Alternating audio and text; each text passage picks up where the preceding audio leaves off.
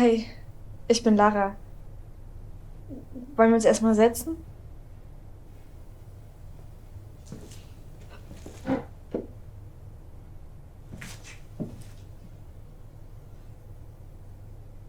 Wie geht es dir? Ja, ich weiß, du wirst einer Wildfremden, die du zum ersten Mal siehst, nicht sagen, wie es dir geht. Aber ein bisschen kann ich mir denken, wie es dir geht. Das muss jetzt gerade ein ziemlicher Schock für dich gewesen sein, das so gesagt zu bekommen. Aber am Ende ist das halt, wie es ist, egal wie schnell oder wie langsam man es realisiert. Jedenfalls bin ich hier, um dir alles etwas näher zu erklären und ich hoffe, ich kann dir ein bisschen helfen. Willst du helfen? Willst du mir helfen zu fliehen? Nein, Was willst du denn? reden. Und das soll was helfen? Bitte gib mir eine Chance. Du befindest dich gerade in einer extremen Situation und in einer extremen Situation liegen die Dinge oft nicht so, wie sie erscheinen. Ich weiß, wovon ich da rede. Vor 3 Monaten war ich so ziemlich exakt in der gleichen Situation wie du jetzt. Ich habe tagelang nichts gegessen, dann erst mal fast nichts. Es war schwer am Anfang, aber sie haben ja schon etwas Erfahrung damit. Sie führen dich ganz behutsam ran. Zuerst wirst du nur Fleischbrühe bekommen. Die schmeckt doch nicht sonderlich eigenartig. Ich verstehe nicht, was du damit sagen willst. Der Geschmack ist nicht das Problem. Wenn du mich fragst, ist das Problem nur im Kopf. Der Geschmack von irgendwas war nie das Problem. Wir haben was weiß ich, alles gegessen. Aber wir haben überlebt. Zusammen. Alles wurde geteilt. Wir haben zusammengehalten. Ich habe Menschlichkeit da draußen gesehen. Ja, natürlich sagte dein Kopf, dass es falsch ist, mit einem Mann zusammen zu sein, den du vorher noch nie gesehen hast. Ich meine, klar, damals wäre das schon irgendwie seltsam gewesen. Aber jetzt liegen die Dinge halt anders und ich gehe davon aus, dass du das weißt oder etwa nicht. Ich war lang genug da draußen. Ich weiß, wie die Dinge liegen. Im Grunde ist der Unterschied nicht groß. Nach allem, was ich von dir gehört habe, hast du schon einen recht weiten Weg hinter dir hier hoch in die Berge. Da warst du sicherlich nicht alleine und hast dich auch schnell anderen Leuten angeschlossen. Oder nicht? Und ich meine, ich kenne das ja auch. In kleinen Gruppen ist das Überleben einfacher. Und früher hätten das vermutlich auch nicht viele gemacht, doch man kann es sich halt nicht mehr so recht leisten, wählerisch zu sein, zusammen sein. Der Schritt ist nicht weit. Zum Überleben tut man sich zusammen. Das haben Menschen doch schon immer so gemacht. Und jetzt geht es für dich halt beim Überleben nicht mehr um die Suche nach Wasser und Essen, sondern ums Heiraten und Kinder kriegen. Heiraten und Kinder kriegen? Das ist so ziemlich das Letzte, woran ich gerade denke. Ja, eben. Sehe es so, es ist eine Verbesserung. Jetzt musst du dich nicht mehr um den täglichen Hunger kümmern, wie du es monatelang machen musstest. Ich meine, klar, es gibt nichts umsonst. Alles hat seinen Preis, das weißt du. Aber wenn du mich fragst, ist der Preis gar nicht so hoch. Marc wird dir gefallen, da bin ich mir ziemlich sicher. Du erzählst mir hier drin was von der Welt da draußen. Ich dachte, du bist gekommen, um mir was zu erklären. Ja, wir wissen, dass damals alle recht hatten, die gesagt haben, dass es irgendwie falsch ist, jemanden zu töten, nur um ihn zu essen. Und bevor das alles losging, war das auch, weiß ich nicht, unvorstellbar, aber da hat das Leben noch funktioniert. Da gab es noch Läden, Restaurants, Supermärkte. Irgendwie hatte man damals noch die Wahl. Ihr habt auch heute noch die Wahl. Ja, aber die Wahl ist halt eine andere. Damals war die Wahl, will ich ein Verbrechen begehen oder nicht. Heute ist die Wahl, will ich überleben oder nicht. Ich finde, die Frage sollte eher lauten, will ich um jeden Preis überleben oder nicht? Bitte sei nicht egoistisch. Denk an die anderen, denk an die Zukunft. Wer soll wieder Ackerlandbau schaffen, wenn nicht wir? Man braucht funktionierende Strukturen, Arbeitseinteilungen, die einen jagen, die anderen bauen. Herbert hat es geschafft, durch Experimentieren mit Plexiglas eine Art Gewächshaus zu bauen, wo wieder etwas entstehen kann. Letzte Woche kam das erste grüne Blättchen zum Vorschein. Kannst du dir das vorstellen? Bald können wir wieder Radieschen essen. Wer soll sowas können, wenn nicht wir?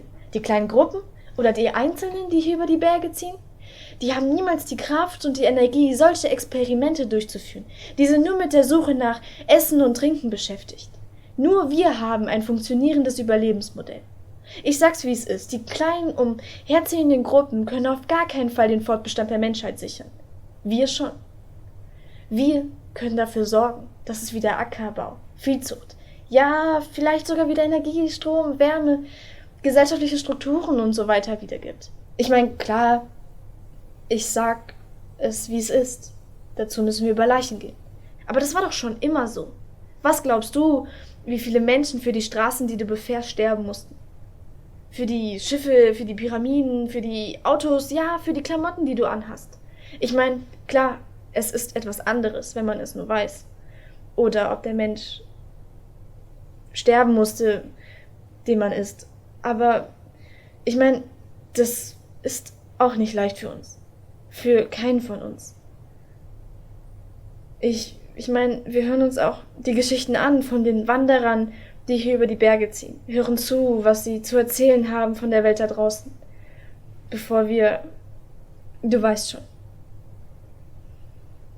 Wir haben uns bewusst dazu entschieden, es uns nicht einfach zu machen. Wir wollen den Menschen eine Chance geben.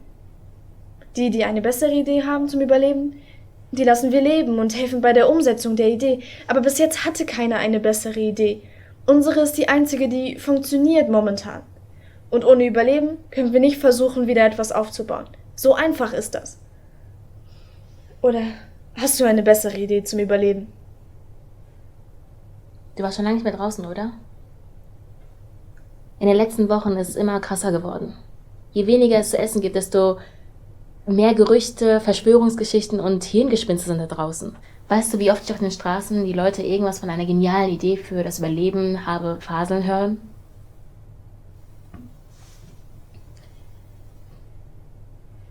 Es wird immer wilder.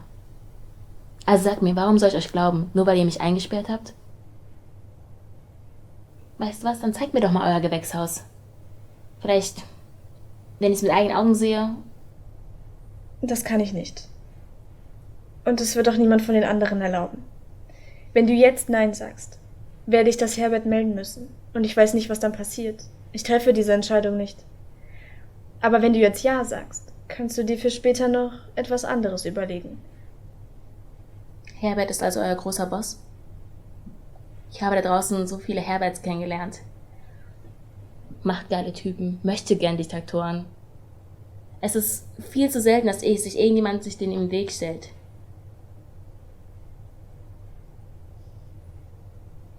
Bevor du dich jetzt für den Tod entscheidest, lass mir dir noch Folgendes sagen. Ja, als Teenager habe ich auch davon geträumt, für meine Überzeugung zu sterben, vor ganz großem Publikum, sozusagen Zeugen des großen Opfers. Aber all das gibt es nicht mehr. Und selbst wenn es jetzt noch Fernsehen, Zeitungen, Internet gäbe, selbst wenn Millionen Menschen dich jetzt sehen könnten, wie du dich gegen Menschenfleisch und für den sicheren Tod entscheidest, es wäre allen egal. Jetzt denkt jeder nur noch an sich. Für jeden zählt nur noch der leere Magen und die nächste Mahlzeit. Keiner stellt mehr die großen Fragen. Die einen tun alles zum Überleben, die anderen gehen. Dein Tod wäre nur für dich. Keine große Sache. Aber wenn du entscheidest, weiterzuleben und mit isst, dann wirst du Teil einer Gemeinschaft. Ich war vor kurzem auch noch in einer Gemeinschaft und habe niemanden gegessen. Bitte sei realistisch. Ich habe die Leute in deiner Gemeinschaft gesehen. Sie hätten es nicht mehr länger gemacht. Ob sie von alleine gestorben wären oder ob wir sie töten, macht da auch keinen großen Unterschied mehr. Im Gegenteil, du musst sie nicht sterben sehen. Und du hast eben das wahnsinnige Glück, dass du die Chance bekommst, dazuzugehören. Du bist jung, du bist schön, du siehst gesund aus. Das gibt es nicht mehr so oft da draußen. Und es werden immer weniger. Für die, die es nicht schaffen werden, kannst du nichts tun. Du kannst nur noch über dich selbst entscheiden. Ich meine, natürlich werden wir auch entsprechende Vorkehrungen treffen. Du musst auf gar keinen Fall die Leute essen, mit denen du unterwegs warst. Ich muss auf gar keinen Fall die Leute essen, mit denen ich unterwegs war. Ich weiß nicht, ob ich verstehe, was das heißt. Ich weiß, du bist müde. Versuch das jetzt erstmal alles sacken zu lassen, okay?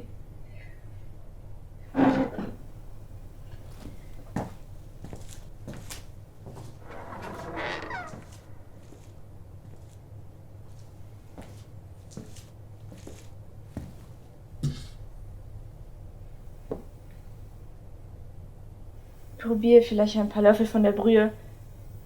Wenn du dann noch Hunger hast, kannst du noch was von dem Fleisch haben.